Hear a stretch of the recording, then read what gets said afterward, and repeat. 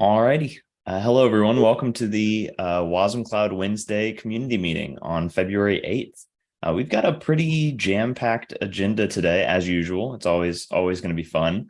But let me go ahead and share that really quick, and then we'll get right into the super fun demo that we have every week. So if we take a look at today's agenda, this is up on a deploy preview, but it'll be live on the wasmCloud site here just after the meeting with the notes and recording. We're going to have Jordan demoing Wasm Air, which is actually a demo from probably a few years ago, maybe even before wasmCloud was called wasmCloud, but a super cool demo to show off with actors and a few providers. I've got a little announcement, just a general call that after this meeting, about an hour after this meeting wraps up at 3, there's going to be a Bytecode Alliance live stream with Bailey and Luke Wagner talking about WASM standards. So that's going to be really exciting. We're going to talk about one of the new WASH releases, the wasmCloud roadmap, and then go a little bit into actor models and wasmCloud actors. And I think that this will be pretty full for a community meeting, but we'll see how much time we have left at the end for just general WASM stuff. All right. Well, I think that's all that I had on that. And Jordan, if you're ready, then go ahead and pass it off to you. Okie dokie. I am almost ready. Sorry.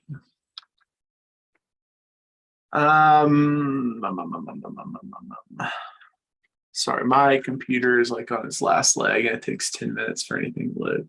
All right, here we go. And sharing. Share. Cool. Yeah, so it was well before wasmCloud was called wasmCloud.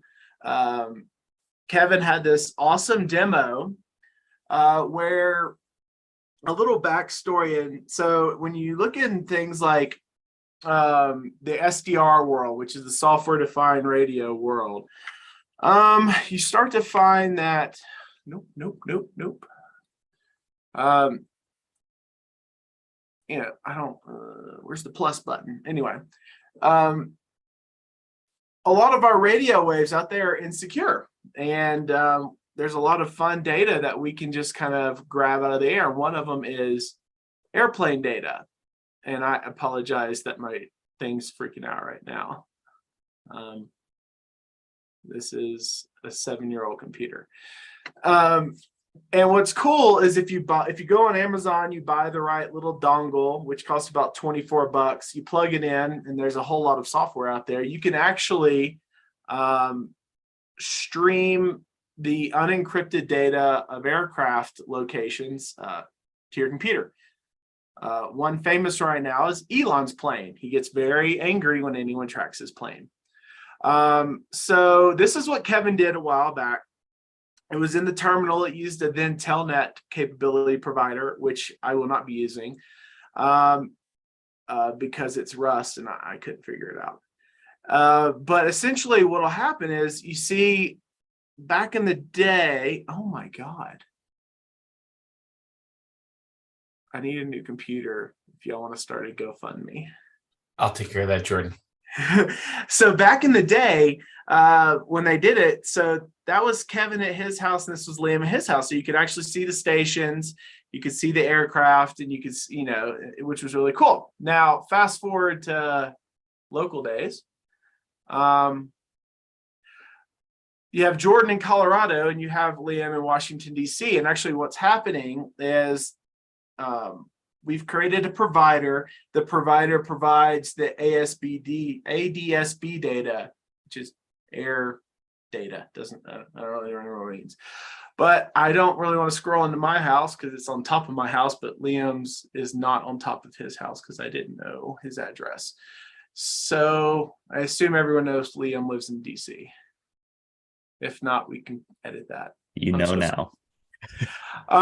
But if you go in close enough, you'll actually see a little tower that says Liam, and what that represents is a Raspberry Pi near Liam's house. That is the antenna. And what we do is it does some math. It knows the location of the antenna. It pulls the data out of the air. And then with that data, it can actually calculate the Latin long of all these planes. And if you look closely enough, the planes have their ID numbers and they're actually moving every 5 seconds. Sorry, I'm not a front end guy. I can't make the plane point in the right direction. Sorry. But this is really cool. So we're actually working in unison. Liam streaming from his Pi in DC and me streaming from my VM in Colorado. I live in Boulder. That's close enough. Yeah, and it's really cool. So essentially what would happen is if we sent all of you this, $30 dongle, you plugged it in and attached to the Lattice, we could essentially use wasmCloud to replicate FlightAware, which is a website that does this as well. And right now, I mean, you're only seeing like IDs, but when you break down the messages, there's a lot more data. We can overlay things like what flight it is, what air, what plane the tail tag of the plane is. We can actually do heading and point the plane in the right direction. So no, it's kind of cool. And if we look here, this is essentially what it's doing. We have this Dump 1090. That is an open source piece of software that's been around for a while. It essentially grabs it all out of the air and then serves it over a telnet server. And then our provider picks it up off the telnet server and sends it to our processor. Our processor then does some stuff to create the data and sticks it in our KV store. And then we just have a typical API that if we were to hit the API, you would see the data and then the front end scraping those endpoints every X seconds. So yeah, that's really it. It's kind of neat. That's all I have, Brooks. Yeah, so Jordan, I'm gonna ask a few more questions. So that provider, I know you said that it kind of interacts with something that's open source and readily available. I know you're a fan of the Gophers. Did you write this one in Go, or was this one already available? So the provider is written in Go. Dump 1090 is written in C. So essentially, well, let's see if so Dump 1090 is running as a process. It's serving its data to a telnet server. At that point, our provider, which is Go, picks it up, just streams the telnet provider or the telnet data back to it, and then takes the raw message, edits the raw message, and extracts the data that I want, and then sends it off to the processor to be processed however I'm processing it. Okay, so you just have to run that ADSB provider next to the C process that's running, just like on the, well, actually, I mean, if it's over Telnet, I guess it could be in a different place, but yeah. Okay. I was just trying to get a handle on like where all these components have to run. Looks like you're running it all like maybe on your local machine. So this is actually Liam's Pi in DC. This is my computer in Colorado, and I am cheating because you're asking yourself, how are they sharing that Redis? That's actually over Tailscale.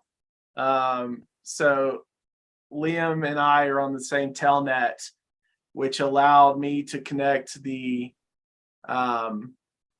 HTTP, this Redis store here, to the Redis server on my laptop. Okay. Couldn't you just front that with the provider though? Couldn't you just have the ADSB dump 1090 capability providers on the remote nodes, and that communicates to an actor that's upstream at your place and obliviate the need for Tailscale in this case? So kinda. This is kind of where so we can't have multiples of the same provider running on the same lattice. So I'd have to put us on different link defs, and then on different link defs, then the actors have to be, one per link def.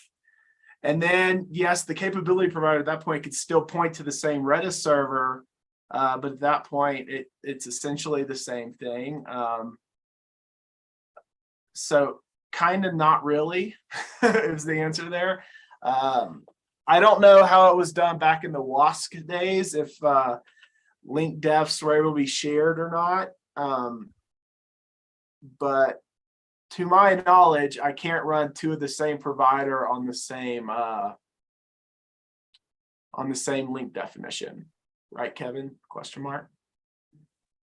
Yeah, back in the good old days, the idea was that the link name would correspond to like the station ID or the antenna ID, and so you'd run one provider plus link name for each of the base stations that are running, and then you could have any actor that any of the ADSB processor actors running anywhere handle any of that input, because you would basically just have to create one link def per base station. Mm-hmm. So that's one way to architect it. There are a couple of different ways to deal with, pooling the data that are a little bit more efficient. But yeah, this was generally the idea. And I will say, through this process, that's the one thing I would actually look for input on is the better way to architect it. Because to Liam's point, this is not the smartest way. Because I'm not even using link defs at this point. Essentially, Tailscale is my hack to get around link definitions. Should there? No. Oh, I'm sorry, Kevin. You got your hand up. Ian Brooks, go for it. Yeah, beat Kevin by a millisecond. So just in case I understand, I want to understand, right? Is there any reason why we couldn't use one link definition for the Redis provider and then just use the station ID as like a prefix in Redis, so that like the same connection or any actor can act on any station? It's more likely to be the local actor that's right next to that station, just because of NAT's like being smart about geolocation. But is that the missing link there, or am I misunderstanding like the communication coming from ADSB? Correct me if I'm wrong, right? We have a provider here. It's on this link def, and if I were to put Liam in the same lattice, it would be the provider and Liam, right? So just imagine they're both sitting there. And then I have the actor over here, but the actors are compiled with the link def set, right? So I wouldn't be able to connect to both of them. Or I've never written an actor that's tried to have a thing for both link defs. I don't even know if that's doable. Can I have a handler for default and a handler for Liam in the same actor? I can answer, but Kevin is to the point where he's virtually raising hand and physically raising hand, so I'll let him take it. Yeah, I was about to bust there. So one of the architectures that I think I talked about it during one of the conference talks that I gave, but I didn't actually document it in terms of like a reference architecture. And I think your point is extremely good, which is that once we get this thing sort of resurrected, documenting the various architectures for the various different scales is would be of huge benefit. So the way that if you were to scale this out into, let's make a FlightAware clone, right? You would want to start a capability provider per dump 1090 process, and that provider is basically responsible for scraping from the dump 1090 process, decoding the stuff that comes off the wire, because, and I found this out the hard way, the GPS coordinates are not actually in normal latitude, longitude when they come off the 1090 dump. They're in a bit packed optimized form. So all that work should be done by the provider.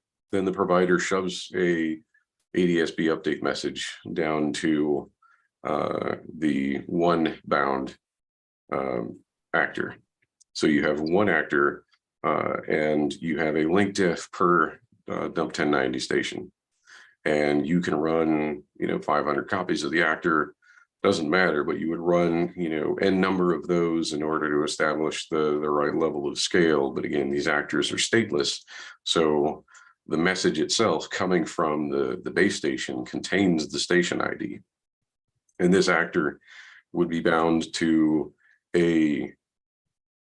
either a single Redis provider where it writes the data to it, or probably more realistically in a large scale scenario is that ADSB actor would also be bound to a message broker, and it would then publish whatever it needs to publish to the message broker.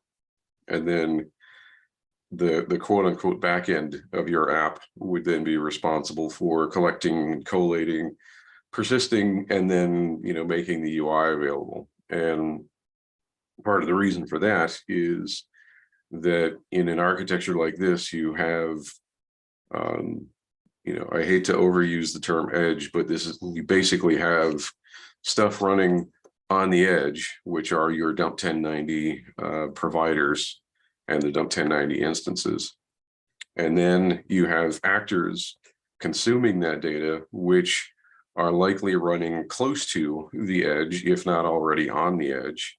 And then those actors are then responsible for bubbling that data to the true backend. And inside that true backend is where the processing, persistence, view materialization, all that stuff takes place.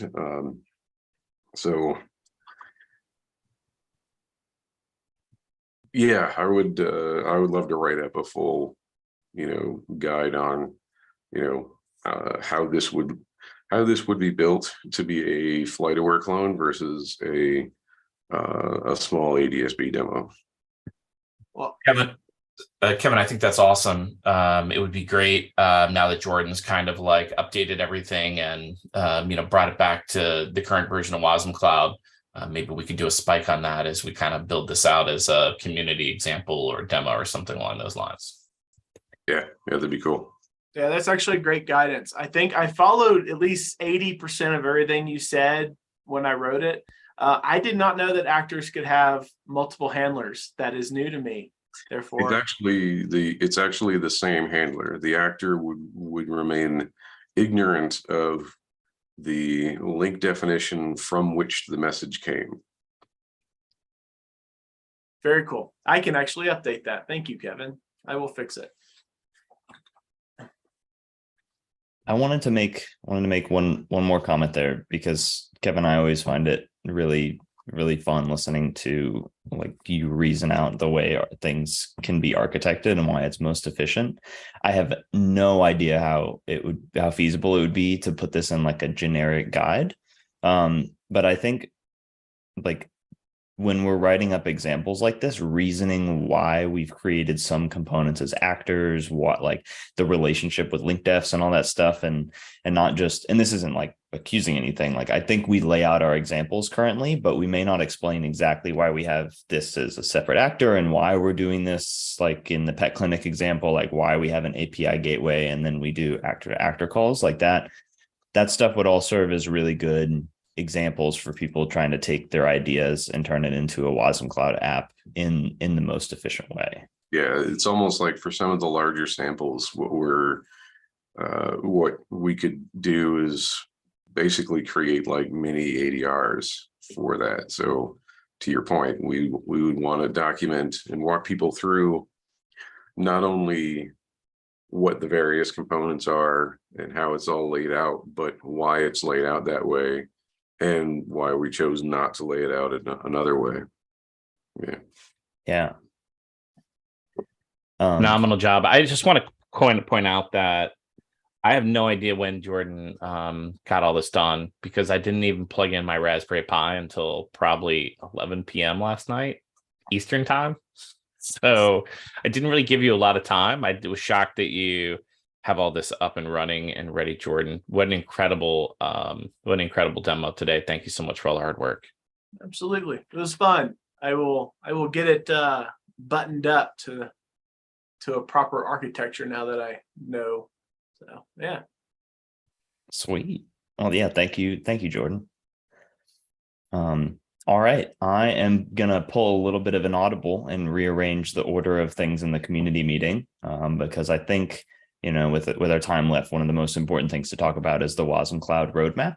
This was proposed a few weeks ago in the community call. Taylor here actually wrote it up mostly and has gotten some good feedback on the pull request. But I think, Taylor, you had a couple more things that you wanted to either tease out or bring up, and we kind of want to do a little bit more of a call for feedback here before we merge this in and start working on creating tasks and things to make this roadmap real.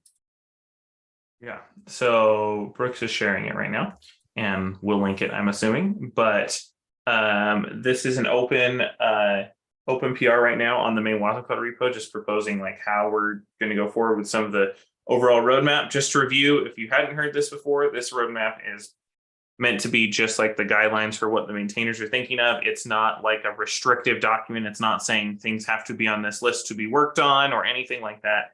It's just giving an idea of what we're thinking of, like moving forward. I've kind of added definitions under each of the categories to say exactly what we mean for each one. So anyway, I'm just looking for additional feedback. This is going to be the last week, and then we're going to merge with approvals.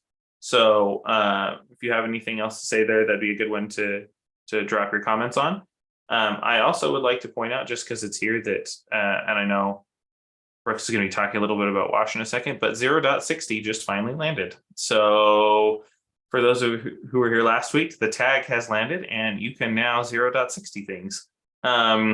Just a big note for this. I'll probably go back and add some addition. Those release notes are auto created, so I'm going to probably go back and add something there. But this is a breaking change release. We are changing everything underneath the hood with how claims, basically your link defs and other stuff, are being stored underneath the hood. There were a bunch of bugs that people would run into because of like race conditions of where things were received when and whatnot. So we changed it out. For the curious, it's now actually backed by the NATS key value store rather than just across a stream normally. So what this is going to do is it's going to essentially slurp up all the old data from your Lattice cache and write it into key value. But what this does mean is if you're running any 0.59 hosts, when you spin up a new 0.60 host, everything will still work until you change anything. So start an actor, delete an actor, any of those things, then it'll all break. So if you're going to be updating, make sure you update from your 0.59 host to 0.60 hosts. There's also some signing changes that we've done. And I know that Kevin explained this last week, but the high level change is that is forwards compatible, not backwards compatible. So anything that you used prior to 0.60 will still work just fine. But if you sign something with the new libraries that are coming out in Wash 0.15, they will not run on a 0.59 host. So these are all changes that we've needed to do for a while that were causing a lot of weird issues and things that you may have like seen like the side effects of. And so we just wanted to make sure everyone knew that this was a breaking change and that those are kind of the big breaking changes right there, just to be aware of. So if you are running your own wasmCloud Lattice, make sure you are updating all of your hosts. Like I said, as long as you don't add anything, like running them side by side will not crash anything. If you change anything though, the 0.59 hosts will be out of sync. So make sure you try to update those as soon as you can, which with wash up, that should be pretty easy if you're doing like local testing. So that's why 0.15 is going to contain those changes. So I just wanted to bring that up too, to make sure everyone knew. Any questions?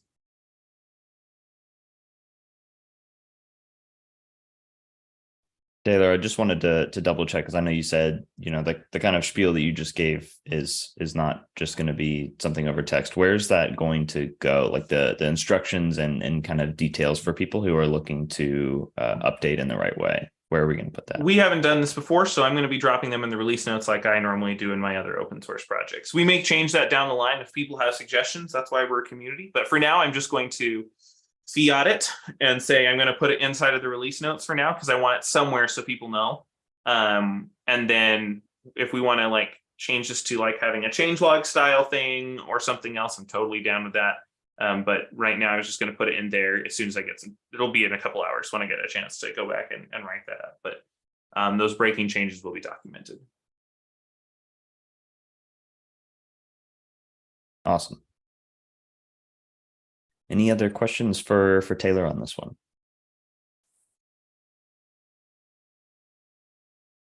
It's good when I don't get questions, I guess. Most of the time I prompt too many questions. Okay, that's it for me. Well, Taylor, I think this is actually a really good segue into Stephen, you came off mute. Just wanted to, yeah. I couldn't find my mute button. Yeah, thank you. Is there anything like we should be aware? Like, how should we handle the difference in claims right now when building? Because that was a bug I experienced. Is there something I should change? I might have missed that when you were saying it. No, so probably what happened, if you're referring to your issue, so Stephen had opened an issue where like it said it couldn't find claims and whatnot.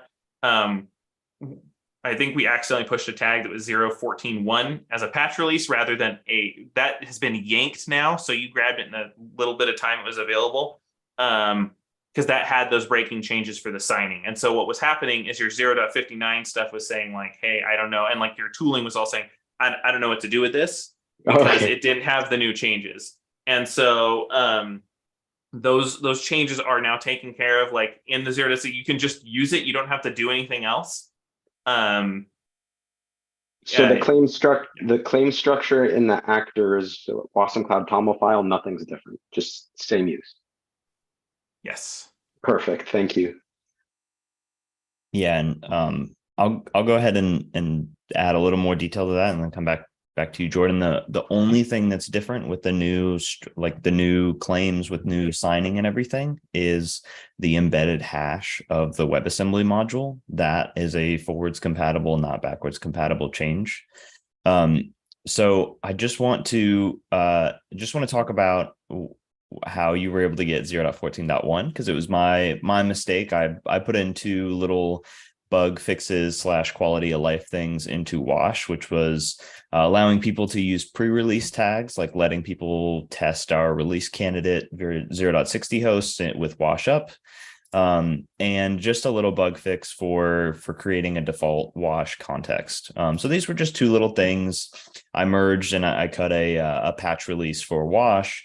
But I did forget that just after we released 0.14, we merged in the newest version of wascap. And this is actually where that breaking change comes into play. So what I've gone and yanked the 0.14.1 release out of crates. It's not present in our package cloud or brew or anything like that anymore.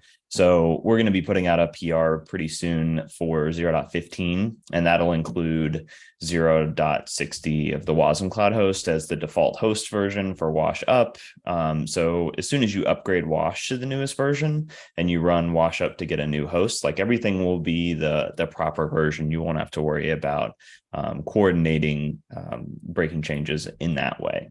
So this was actually another something on the community agenda. I wanted to make sure that I was clear about 0.14.1 being something that was incorrectly pushed as a patch bump. So thank you, Stephen, for being on top of the latest and greatest Wash. But you should be able to resolve your issue just fine by going back to 0.14.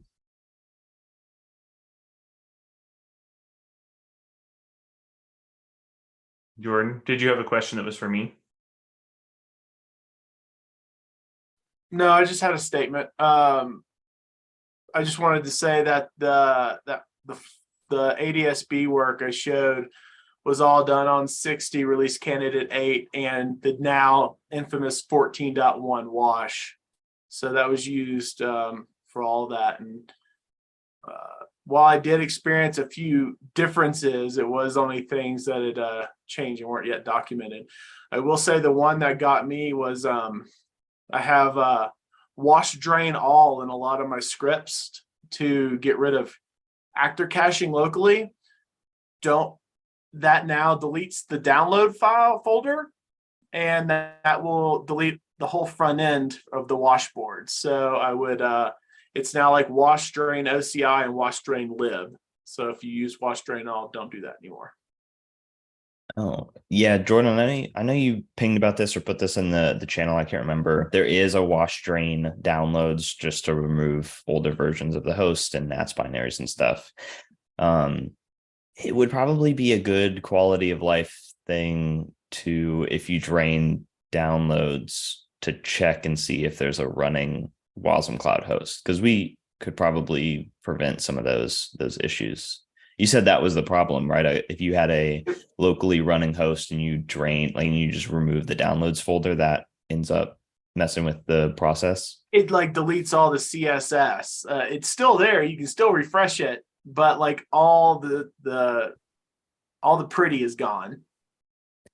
Yeah. Okay. That's very interesting. Yeah, I like that as a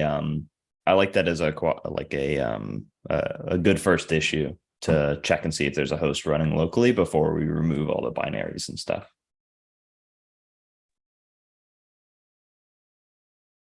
Kevin. Yeah, I just wanted to add some quick context for those who might not be aware. The reason why we changed WASCAP, which in turn changed the way that the hashing algorithm works when we cryptographically sign the modules, is all specifically so that we could support newer WASM binaries generated by newer emitters from programming languages. So the newest version of TinyGo will now build wasmCloud friendly modules, which it didn't before.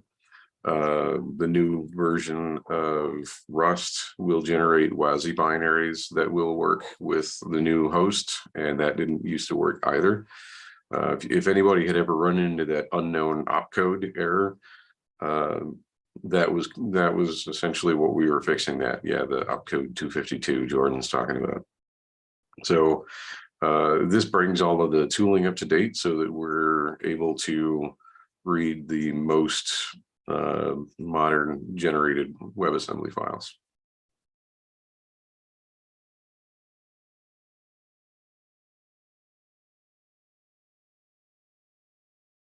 All right. Yeah. Well, then look out. Should be either later this week or early next week that Wash 0.15 will come out. And that's going to be a pretty fun release. These changes have been, we've been testing them and trying to get them out for a few weeks now. So looking forward to having that out. All right. Well, for the last portion of our call, at least before we get to the free discussion part, we had a conversation the other day in the community call about wasmCloud actors and the actor model. And that ended up being a really fun conversation. We were talking about terminology and came to the conclusion, I think it was Kevin that said it, that, looking at a framework like Akka for actors, our wasmCloud actors really embody the term actor that Akka uses for everything except for the fact that they can't spawn their own actors. And I'm actually not super familiar with the Akka framework. I haven't ran anything through it. So I was hoping to get a little more detail on what that actually looks like. And Kevin, if I'm totally teeing you up here, but I want to understand the idea of actors launching other actors, because you can technically do it with wasmCloud. You can use the lattice control interface to say, hey, launch an actor. But is this, is the concept of an actor launching another actor to perform a little bit of work and then exit? Is it to create another long running actor, like automatically scaling? Throwing out a couple questions, but yeah, would love to hear a little bit more about this feature and why it's not something that we officially support in wasmCloud right now.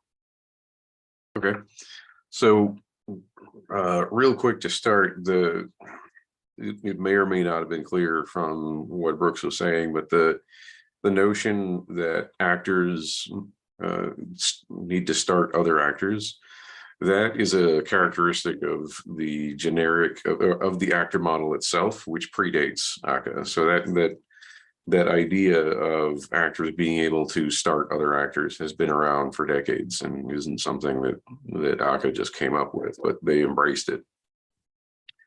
So, before we look at the implementation details of how it might work, it's probably worth looking at why people need or think they need the ability to start new actors from within one. In ACA, it's basically mandatory because the only way you can start an actor is inside an actor. With ours, for keeping saying generic and kind of high level, there are a couple of pretty common use cases. The first is an actor needs to spawn some children to do some work, and then those children then go away and the work is completed. That's a pretty common use case.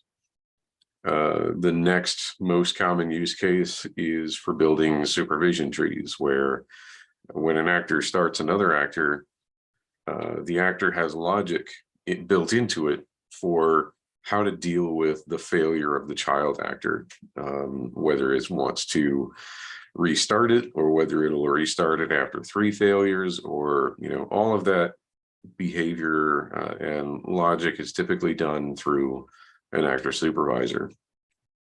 And finally, I think the third main reason why you have actors starting other ones is for resiliency. So you want to run a backup of an actor in case one dies. You want to be able to resurrect one if it dies. Some of that goes back to the supervision tree concept, but those are, there are variations, but those are the main general buckets for why people want actors to be able to create actors. Specifically, when it comes to wasmCloud, all of our actors are stateless, at least in today's world. And so if you consider the list of children that an actor supervises to be state, then it starts to get, you start to see where the waters get a little muddy there, which is, how does a stateless actor manage a supervision tree of stateless actors without maintaining its own internal state, or without forcing children to maintain their own internal state? And so the general approach thus far has been that the actor supervision is something that the wasmCloud runtime takes care of by default. So when you run an actor, we're responsible for making sure that it comes back from the dead after it dies, and that if you want to run 10 copies of it, you tell us to run 10 copies of it, and we do this. If you want to communicate from one actor to another, we make that happen without you needing to have a supervisory relationship. But one of the ways that we see managing the workflows that typically are the ones that require people to be able to create their own actors, most of that we see coming out of our declarative application product, or WADM. So if you want to declare that you need, to maintain 10 instances of this actor across a spread of 5 hosts, all of which have a certain set of characteristics, then WADM will do that for you. And more importantly, the actors don't know that that's how things are being done. So one of the things that's always kind of not bothered really, but sort of chafed at me a little bit about the way manual actor supervision happens in things like ACA is that if I write code to spawn a child actor, then I've now written code that isn't business logic. It's more like infrastructure, but it's now tightly coupled with my business logic because it's sitting right there in the actor. And so what it typically means I can't do is dynamically alter the way in which my actors scale and are supervised. And so what I like about the external management is the actors themselves remain internally consistent and also ignorant of how they're being supervised and managed. They are stateless business logic, and that's all they are. So if my stateless business logic, I want to run one instance of it on my laptop, that's perfectly fine. I can do that. But if I want to run 300 instances of it spread across some dynamic set of 3 regions of multiple cloud providers with a specific set of scaling characteristics, that's also possible. But because the actors aren't responsible for spawning their own children, the actors are then blissfully ignorant of the scale and shape of the infrastructure into which they're deployed. So it's really easy, especially for those of us who really love ACA, to want the ability to create a child actor and be able to do things like spawn this and things like that. And that, I think, is a dangerous knee-jerk reaction. I really think that for the cases that I described, the external management of actors is going to be better for us in the long run. Now, there are other really valid use cases that people have typically used actor supervision trees for that I think we can do without supervision trees. So if I want to spawn some long-running piece of work and then get the results when it's done, I think that's probably something more appropriately suited to the capability provider paradigm, where I tell my provider, here's a bunch of long-running work that I want you to do. I want you to scale it however you see fit, and then send me a message when you're done that contains the completed payload. And that's still pure business logic, because you're just saying, I want this business logic to run on demand, and I want to be notified about what happened. And whether or not an actor supervision tree is spawned in order to make that happen is something that happens outside the scope and visibility of the actor. So that was kind of long-winded, sorry about that, but hopefully that kind of clears up where our perspective is on things like manual actor supervision. Yeah, that was really, really helpful. Because I had previously kind of gone into it, and this is probably just that using actor models is not something that I've been doing for years and years and years. But I think it makes a lot of sense that wasmCloud is taking the approach of removing the non-business logic from the actor model and like kind of putting that as a part of our platform. And further, I think it makes a lot of sense for externally managing where that work can go. And it sounds like that there may be some other things that we consider in the future, like in terms of having actors that have their own state and, bringing in some other concepts. I know you said that, or you mentioned that there are valid use cases for doing things like this, that we may not want to just completely remove that. Yeah, it may seem like I've let loose my inner pedant, but I think the differences are both subtle and super important. That when we design stuff like this, we need to take a step back from why do I want this actor supervision tree? Is this because that's just how I've managed work like that in the past?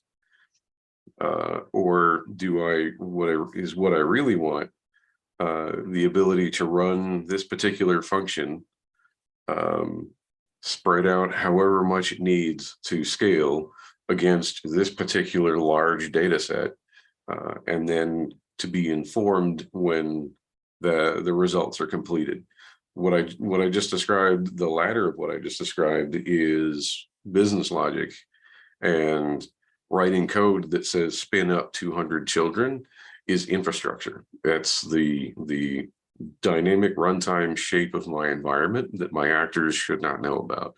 And I realize that drawing that opinion is somewhat controversial, because that's not the line that Akka takes, but I prefer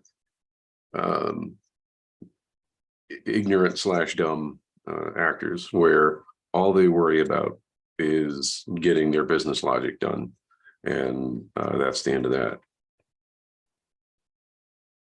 I really like that. And I think we're continuing to highlight, like with the last two chats that we've had on actor model, is that we could have a really productive actor model page in the wasmCloud documentation of, starting with what is the actor model at all. I think it makes a lot of sense for us to do some of that education, and then people get to get that fundamental right there. I know we have a whole section in our documentation under app development for actors. I think, people like getting their ideas out there. So starting with create your first actor, and then go into the spiel on, okay, but what is an actor? What is the actor model? Stuff like that. That would be really helpful in the wasmCloud docs. Historically, editors, when I've been writing books, editors have made it pretty clear that what people like doing is getting straight into the meat of the problem, and they want to be able to start typing as soon as possible to fix something. And then, once they've got that initial step of, being able to compile the hello world or whatever, then hitting people with a little bit of theory is okay. But if you just sort of dump 30 pages of theory before somebody starts writing, practical applications, then you'll lose them. I mean, that makes sense. Whenever I go to a documentation page for a product, I'm looking for the first command line thing that I can throw into my terminal, Yeah, I'm super guilty of this myself, but I've gone to a number of pages for brand new products, and I see words on the page, but I don't know what they mean. I don't really care. I just click the install thing and start going. And I think a lot of people are like that. They're just like, get me started, give me that initial hit of dopamine, let me see what this feels like, and then as I begin to progress from hello world to more practical and advanced applications, then it's fine to pepper in some theory and some academic stuff and some why does this actually happen. Well, I'm gonna write that one down. Having an actor model opinionated page on wasmCloud, after we get into the meat, because I think that this would be really helpful. And I want to thank, actually, CJ was on the call earlier today, but had to drop. I want to thank one of our community members, CJ, for dropping us a whole heaping load of awesome feedback on our initial documentation. We actually had someone else in the wasmCloud Slack just the other day give us some really, really awesome feedback around our terminology, getting started, and some of the things that they got hung up on, like right when they were looking at wasmCloud at first.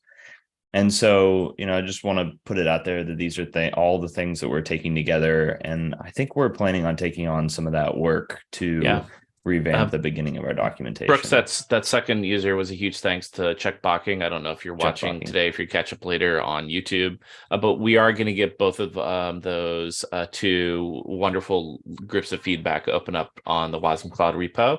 And Chuck also got his first contributor badge knocked out. So huge thanks and welcome to the community there. Yeah, nice. All right. Well, I think that was all that I had planned for the actual agenda for the community call. However, there's one more thing, at least, that I wanted to call out, as long as I can actually get my browser to cooperate. Just want to continue to beat this. Hey, if you are in the WebAssembly ecosystem and interested in, oh wait, this actually isn't even the right one. Hey. Hopefully I can find it while I'm doing the spiel. Come on. Brooks, while you're looking for that, I'll give you some air cover here. Nice. There's still time left to submit your exciting ideas and vision to the Cloud Native WebAssembly Day featured in Amsterdam at this year's KubeCon. There's been a slight change to the days this year, and all days are included with the all conference pass. I had my touch base with the CNCF this morning, and those passes are on track to sell out very soon. So if there's interest in attending and getting one of these all access days, you're going to want to go ahead and pull the trigger and get this going sometime soon. The CFP is still open for another 4 days. I'm going to be out posting on all the things, WebAssembly Reddit, WebAssembly Twitter, Zulip, all the things, trying to drum up some more excitement. I'm program chair again this year, and we're excited to pull together a great theme. I know the BCA, the Bytecode Alliance, has been pulling together a roadmap for their priorities for the year, and I expect that we'll try to align the content to some of the new exciting things coming live in WebAssembly, including support for new languages, the component model, maybe the new WASM time release schedules and things along those lines. But the excitement is always what comes out of the community. So fingers crossed and excited to see what you have in mind. Was that enough air cover, Brooks? It was. I can't believe that it took like 7 minutes for me to come up with this one. Had a little bit of a failure it wasn't 7 minutes. It was like 2.5. A little bit of an issue finding it on Google, but I did find I think part of the issue was and I will totally offload the blame here. The co-located events are now kind of all in their own category. So when you submit a CFP, it's just for the co-located events, and you select which one instead of having like a different page for every single one. It's pretty much the same. But anyways, yeah, thank you, Liam, and thank you for the reminder to pull this one up.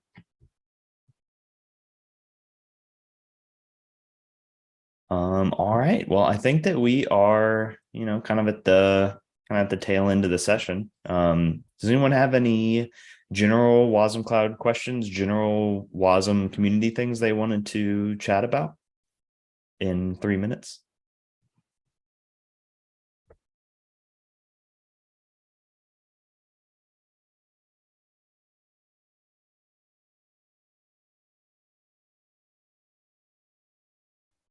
All righty. Well, then I think that we can go ahead and call it for today.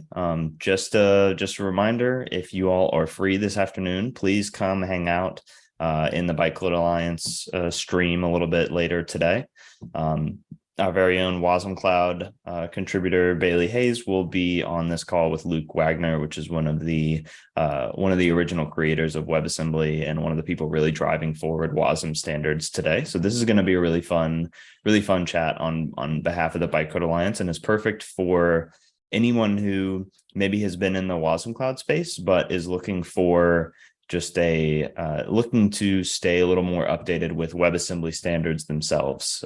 This, of course, is just talking about WASI standards and all of those things. This is going to be a really, really fun stream. So I'm looking forward to watching it. I hope to see you all there. All right. And with that, I think we'll call this one. I'm going to stop the Don't know if I can. Liam is going to stop the stream for me. And